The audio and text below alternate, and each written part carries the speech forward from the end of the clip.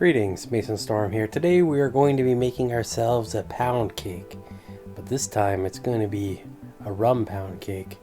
It's quite easy to make, and if you're new to making desserts, I highly recommend this, if you have a scale. To begin, I have a double shot of rum, and I'm not doing a full pound cake. I'm going to be doing a kind of a half pound cake. So I got 225 grams of butter, 224 grams of eggs, and 226 grams of sugar, and 225 grams of flour. Essentially all the same weight. I'm going to start our process off by creaming the butter in this large mixing bowl. Unfortunately, my butter is a little bit on the cold side, so it's not working the greatest. But I'll still give it the old attempt. And once I give up with that, I'll add the sugar in.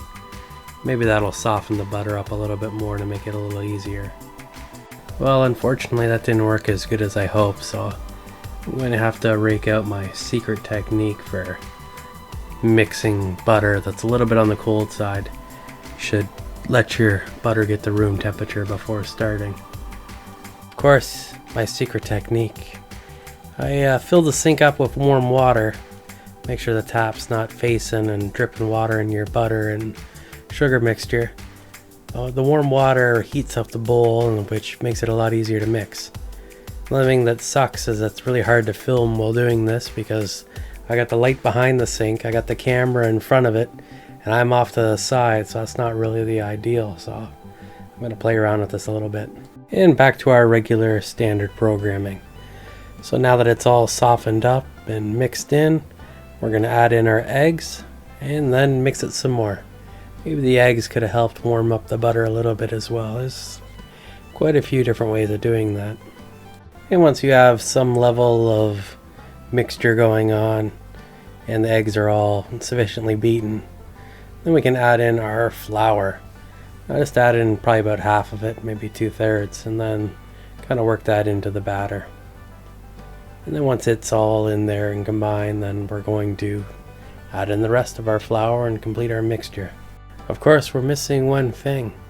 Now, this wouldn't be a rum cake if there was no rum in it, so let's just put a splash of that in and keep mixing. Now, the amount of rum you can put in really changes how the cake goes. I guess that part was obvious. But depending on how strong or weak you want the rum flavor to be, it really determines how much rum you want to toss in there. So I'm just going to use this loaf pan here. I've already buttered it up. And we're going to throw that in the oven at 350 degrees and cook that about an hour, and then we'll check it and see if it's done. To do the check, we're simply going to do the old toothpick method. Well, this is a really thick looking toothpick. And stick it in, make sure it comes out clean, maybe move it around a little bit.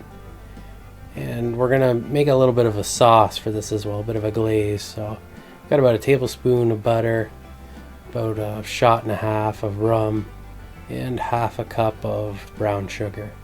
We're going to start off with our saucepan on the stove. We're going to add in our butter and our sugar, and we're just going to let that kind of heat up for a little while till it all kind of melts or whatnot. And then we're going to add in our rum. Now, the thing you got to remember is that even if your temperature is not too high, it's going to boil really quickly because alcohol boils faster than water. So you gotta keep a bit of an eye on your temperature so that it doesn't get too out of control.